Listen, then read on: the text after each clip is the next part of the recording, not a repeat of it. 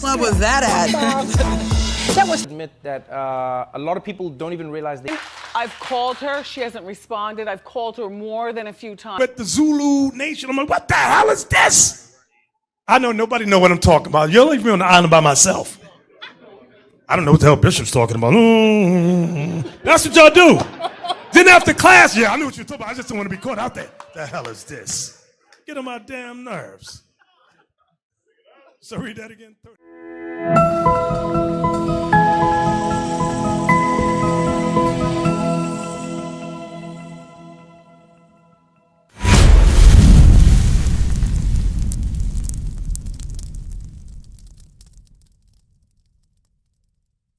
How you doing, my brother? How you doing, brother? I'm good. I'm Eli. What's your name? My name is Pete, sir. Pete? Pete. Yeah. Okay, Pete. Okay. What you doing today? What I'm doing today? Yeah. Just doing errands with my mom. Errands with your mom, your sister? Yeah. Okay, okay. So you know what today is? No, sir. Let me Okay. know. All right. Well, today is Saturday, of course. But today, God called this something specific. What does he call it?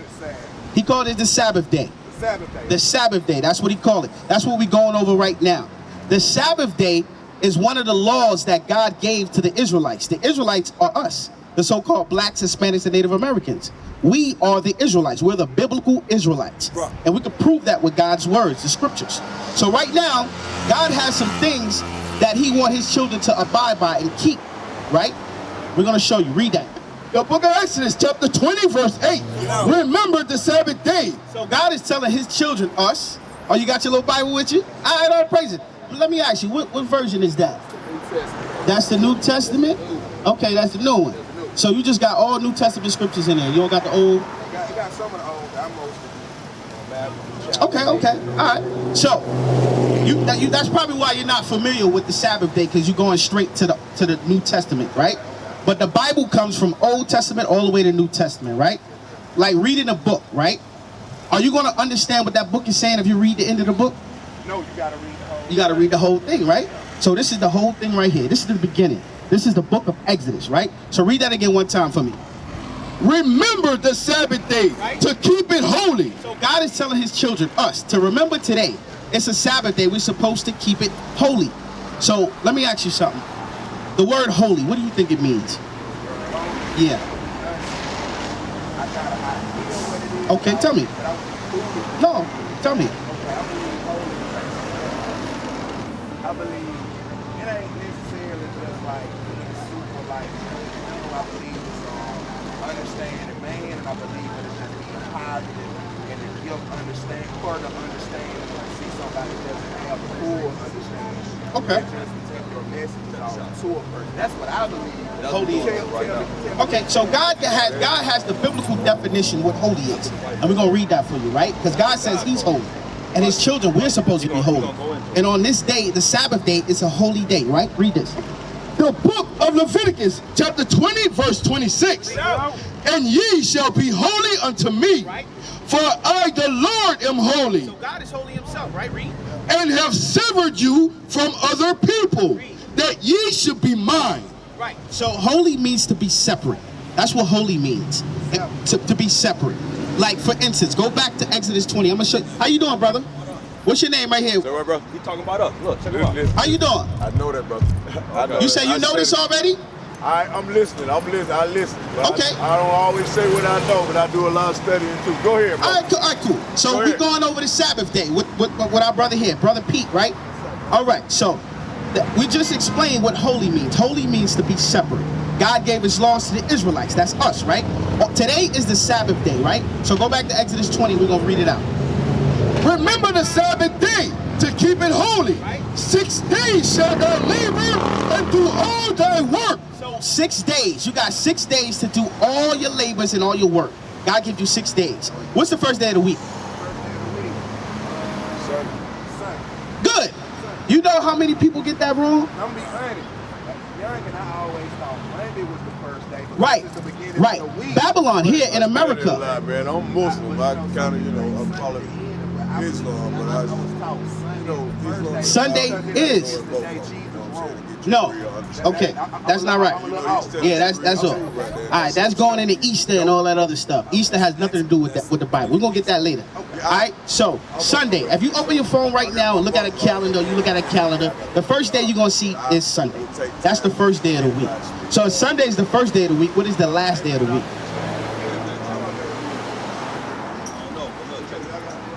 Saturday. Today, right? You dropped that. By the way, you dropped your cigarette. We're gonna get on that too real quick. You see, as a respect, I didn't light it. All right, cool. Watch this. Read on. 6 days shall thou labor and do all thy work. So from Sunday to Friday evening, this is when you do all your work, all your labor, right? Read. But the 7th day is the Sabbath of the Lord thy God. But the 7th day, which is today, is God's day, right? This is God's day today. I was always taught Sunday was God's day. So you was taught Sunday was God's day. I just they gave me another Okay. Hold on. Give me that. And what is that? Daniel 7:25. Let me show you something. Because I was taught that too. Coming up in the society where I live now, just how we grow up in our communities. Being real, most people are Christians. Most people, when they change their religion and stuff, it's because it's becoming older and more woke. When you look at all religions have some type of contradiction. All of them. Okay, So you're right. All religions have a contradiction, except God's words right here. So with that being said, I always felt like I Okay, I'm gonna stop you right there. I'm gonna stop. You talking, but you giving me ammo. I like that. Christianity, this Bible here, the Israelites, we have nothing to do with Christianity whatsoever. This Bible has nothing to do with Christianity. How y'all doing? Go ahead.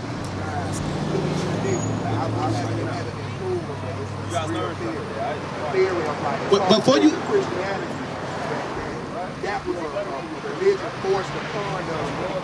you're absolutely right. You're 100% right. We're gonna get into that. We're gonna get into that. You know a little something. How you doing, sister?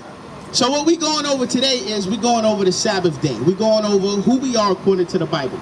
According to the Bible, the so-called blacks, Hispanics, and Native Americans, we are the Israelites. We're God's chosen people. You understand? And today, God gave us laws and rules that we must follow. And one of the laws that we must follow today and rules is keeping the Sabbath day.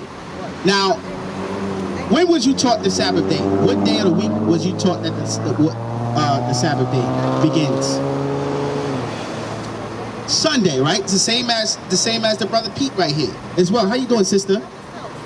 You was taught Saturday. Good. Okay, but majority, that's good. That's good. Majority of people with Sunday was God's day, the Sabbath day. When you read the Bible tells you it's the Sabbath day. So it's on Saturday. So what we're going over is law rules of the Sabbath day, because it's a holy day. So we're gonna read that one more time. One more time. My name is Eli.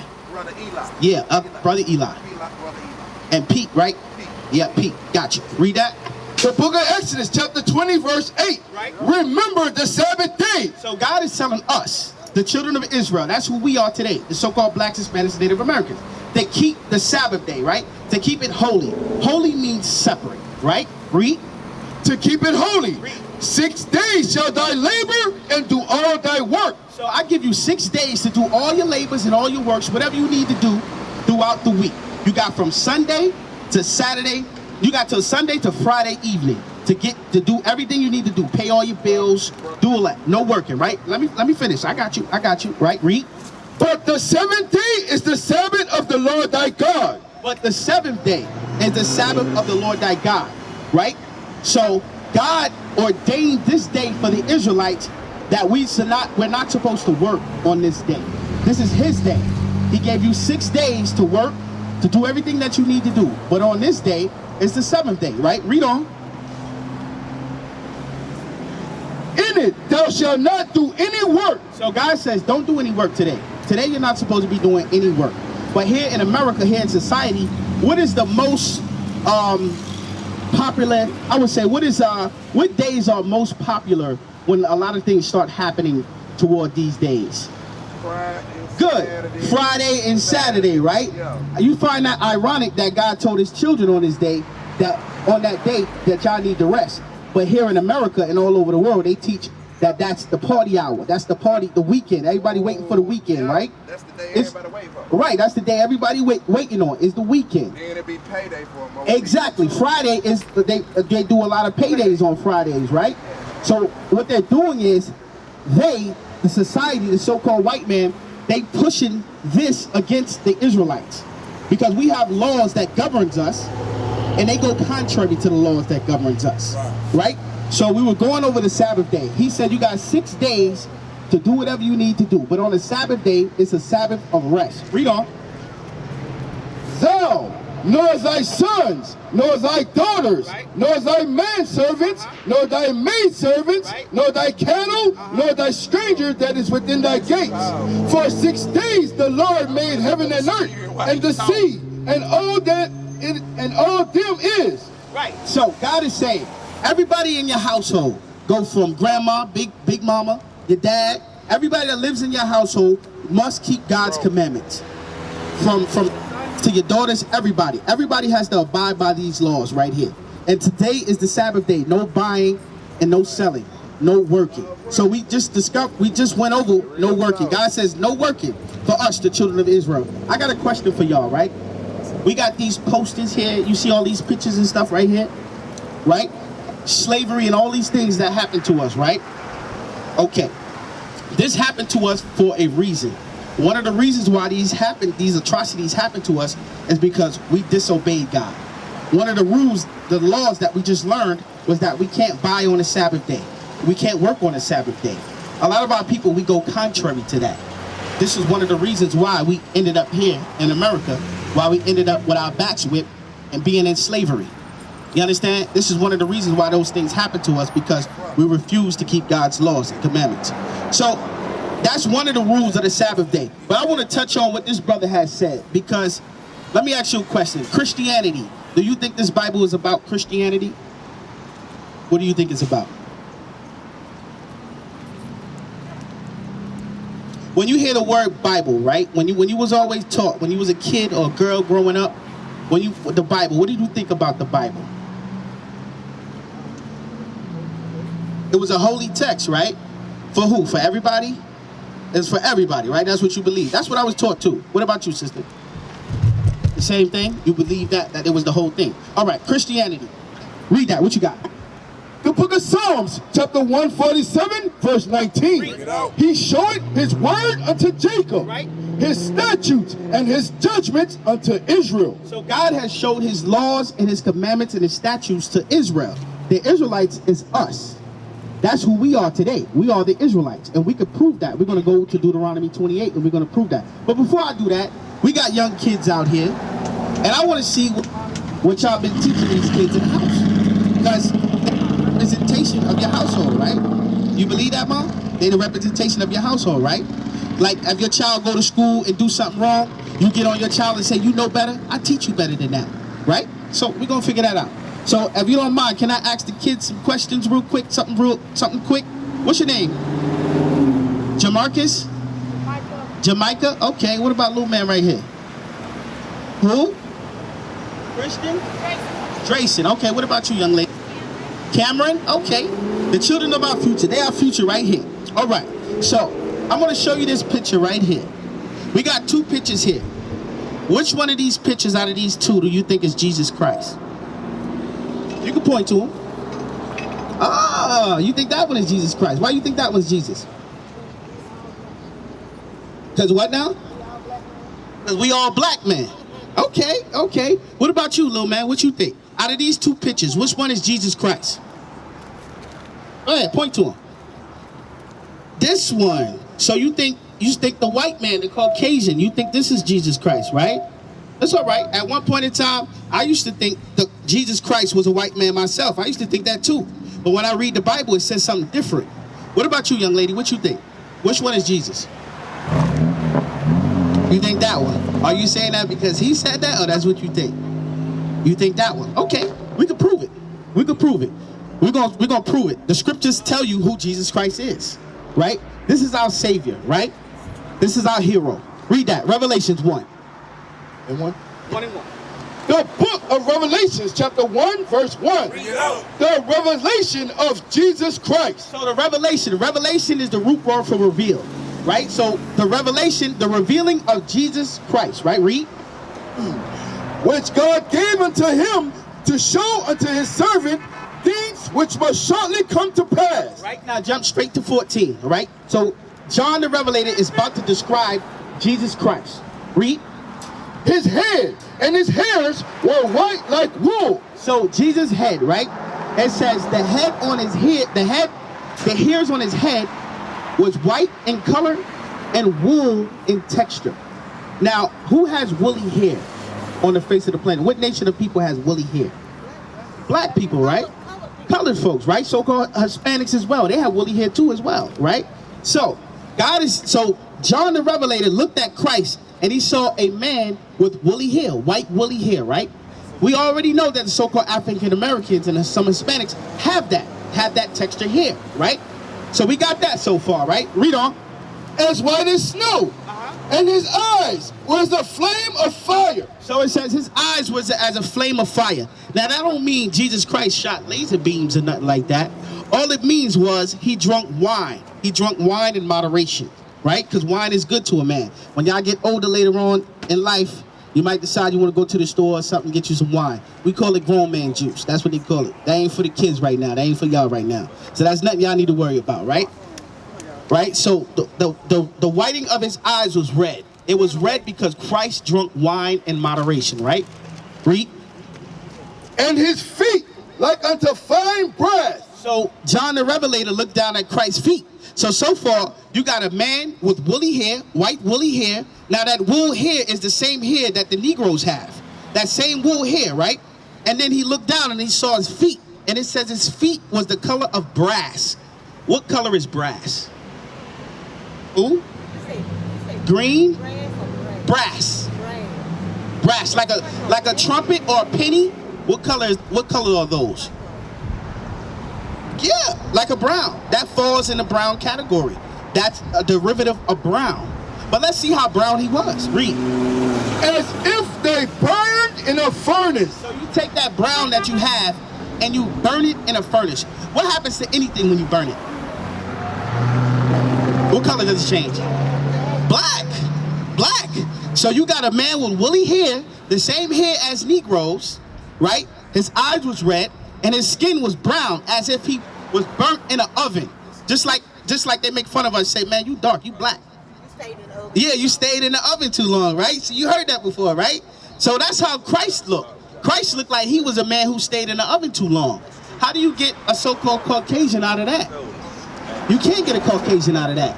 When we were brought here in slavery, because we broke God's laws, they taught us this right here. They taught us white man Jesus. When you read the Bible, there's no such thing as a white man called Jesus. He never existed. Jesus Christ is a black man. He always been black and he's black now. He's always been black. He's never been any other color. Jesus Christ is a black man. That is our superhero.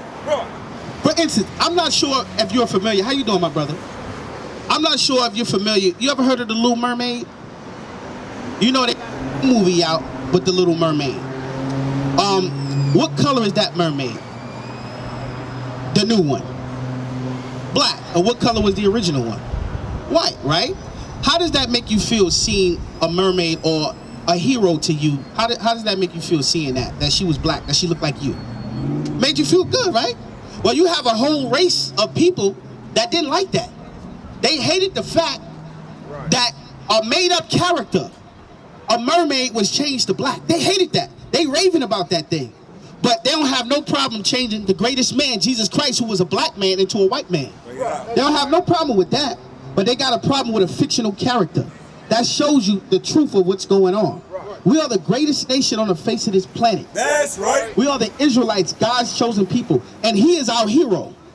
He is our hero from all the poverty and all the things that we're doing here, all the oppression that's happening to us.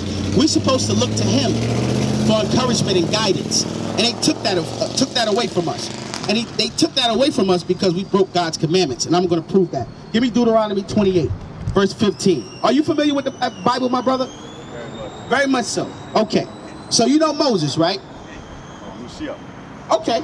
All right. So Moses wrote how many books? They say he wrote 12, I believe. He wrote the first 5 books. He wrote the first 5 books from Genesis to Deuteronomy. Moses, right? So this is what Moses is talking to the Israelites. That's us today. We're going to prove today that we are those biblical Israelites based on this text right here. This is facts. This is facts. This is history and evidence that we today are the Israelites. Deuteronomy 28:15. Read that. The book of Deuteronomy, chapter 28, verse 15. But it shall come to pass. Meaning a future prophecy. Moses is talking to us, the Israelites. He's saying it's going to come to pass. Meaning it's going to happen in the future. Later, right? Read. If thou wilt not hearken unto the voice of the Lord thy God. So if we did not listen, hearken means to listen. Listen to God's words, the Bible, right? Read. To observe, to do all his commandments. No, some. All his commandments. No, a little bit. All his commandments. God says we had to do all his commandments. Whatever was written in this book, we had to follow it. Right? This is your daughter, right? You have rules in your household. She got to follow them, right? What happens if she don't?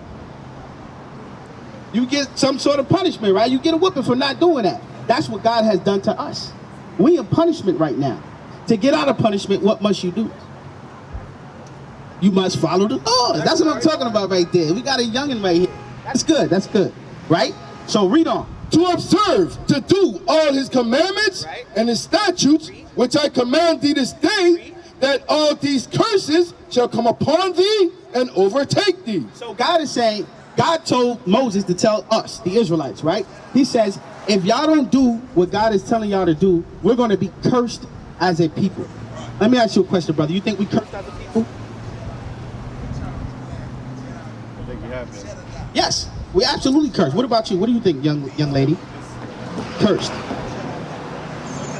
What about you, mom? Yes, you're absolutely right. We're cursed as a people. God is saying, if y'all don't do what I tell y'all to do, I'm going to curse y'all. Right? Let's get some curses. Give me Deuteronomy 16. You gotta understand it. Read on. Cursed shall thy be in the city. So God is saying, y'all going to be cursed in the city. Wherever my children dwell, wherever so-called blacks, Hispanics, and Native Americans dwell in the city, you're going to be cursed. What's some things that goes on in our city? In the cities of the black communities? Murder, robbing. What about you, bro? What goes on in our communities that make our community cursed? Make it a bad thing, our communities, where we live. What's some things that goes on in our communities? Because she said murder, she said robbing. What else goes on in our community? Covetousness. You're absolutely right. We're absolutely right. Yes, you want what someone else has. That's pretty much what covetousness is. Right. Good. So God is saying, wherever y'all live in the city, think about our cities, right? Crime, like you said, robbing, killing, murder. All of that happens in our city all over the world. Wherever you go, you want to find the hood or you want to find the ghetto, you know black people going to live there. That's where black people dwell at. It's not hard to find. Like you could be driving down here in Macon and you're in a nice area and then you drive through here and you say, oh man, yeah, this where black people live at. Yes, the hood, you in the hood. So God is saying you're going to be cursed in your cities where you live because you refuse to keep my laws, right? Read on. Cursed shall thy be in the field. Right, and now he says, cursed shall thou be in the field. What point in time in history was we cursed in the field? I'm trying to think. Look down. When he had to destroy the city. I forgot the name of the city. But No, you thinking too deep. You thinking too deep. It's something that you know. I know you know. What time period the so-called black people, Hispanic people, when were they in the field? What's the name of that? What they call that? Slavery. Slavery. Oh, you knew the answer? Good. That's good. Slavery. That happened to us. Slavery. So God is saying you're going to be cursed in the city and you're going to be cursed in the field. That happened to us. What were we doing in the field, young lady?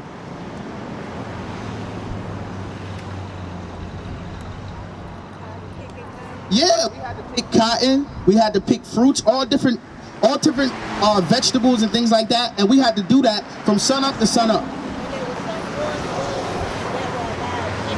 Good, you're absolutely right. There was. They made a division between us, made us hate each other. They kept some in the houses and some in the field, right? So, right, so God is saying one of the curses that help us today to identify that we are the Israelites, God says we're going to be cursed in the city and cursed where? Cursed in the city and cursed where? In the field, right? Give me verse 32. Thy sons and thy daughters shall be given unto another people. So God is saying our sons and our daughters, like this is your daughter right here, right? Now, it says our sons and daughters shall be given unto another people, meaning somebody was going to come and take your daughter from you, right? God is saying that was going to happen. Did that happen in slavery? When they took our children? That happened. They took us. We could have been in South Carolina on Master Johnson's plantation, and they would take your daughter and sell her somewhere else, and you probably never see her again. That happened to us. That happened to our sons and our daughters. Did that happen to so-called Caucasian white folks? If they were in the lower field, yeah. So Caucasians were sold in slavery. If they were poor, yeah. Oh yeah, you think so? And they were sold as Caucasians were sold in slavery. They was beaten, they was whipped, hung from trees. No, I don't know about Nah, that don't fit them.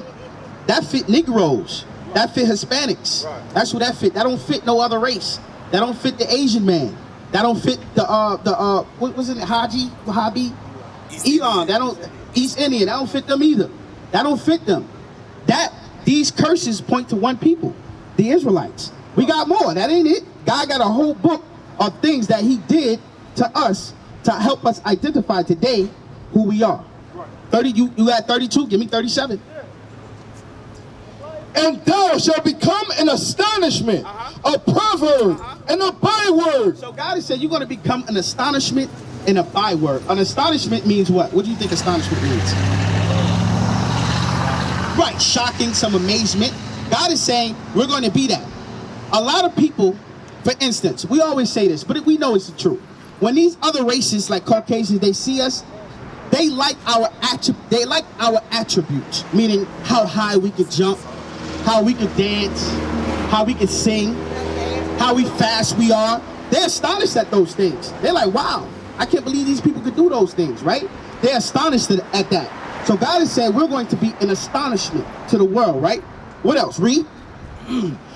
A proverb and a byword. A proverb. A proverb is a wise saying, usually something negative.